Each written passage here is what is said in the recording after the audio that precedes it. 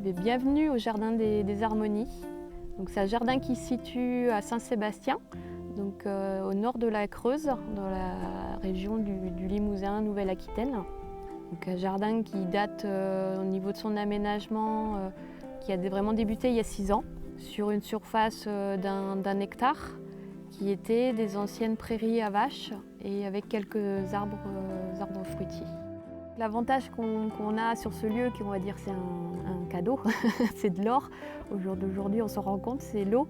On a une source qui arrive sur le terrain, qui avait été captée par les anciennes générations, et donc qui s'écoule dans une mare et dans des bassins qu'on a créés au fil des années. Ça nous permet une ressource en eau qui est assez intéressante pour pouvoir arroser au niveau des serres, les cultures. Et en même temps, comme nous, notre recherche, c'est de créer de la biodiversité, ça attire une biodiversité autour de la mare qui est super intéressante. Il y a des grenouilles, des libellules.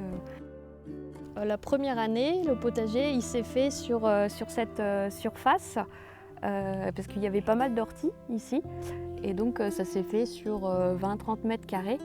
Et après le vrai potager qu'on a actuellement, il s'est créé au fil des années en paillant, en laissant faire un petit peu la vie du sol. Le compost, on a une partie de compost plus animal avec nos animaux, donc les poules, les ânes. Et après plus le compost végétal avec nos déchets de cuisine à certains moments de l'année, parce qu'à d'autres moments on nourrit nos poules avec. Et plus on met de la tonte, des herbes, des feuilles qu'on vient après associer mais dans le jardin. Donc l'idée principale du jardin, c'était de créer des espaces où on se sente bien, ça c'était important, et puis de créer de la biodiversité pour pouvoir attirer la faune et la flore sauvage.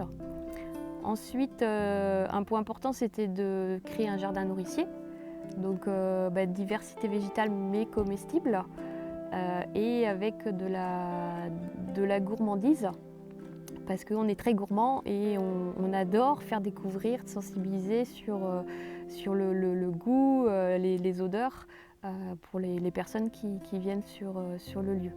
Donc au jour d'aujourd'hui, on est quasi autonome au niveau des fruits et des légumes sur l'année. Après, au niveau du jardin, comment il se dessine, on a un objectif de sensibilisation. On accueille déjà un peu de public, des écoles, centres aérés. On fait des petits ateliers le week-end sur les découvertes des plantes sauvages comestibles, du jardinage au naturel.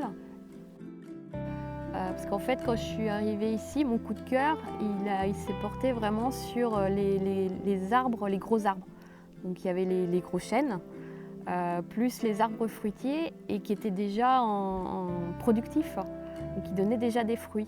Et donc j'ai dit merci aux anciens pour ce côté qu'ils ont planté des arbres pour l'avenir. Et je me suis dit, mais oui, c'est ça ce qu'il faut faire. On plante aussi pour nous, pour se nourrir, mais pour pouvoir aussi permettre aux générations futures de pouvoir consommer des fruits, que ce soit des arbres fruitiers communs, mais d'autres un peu moins connus dans le futur.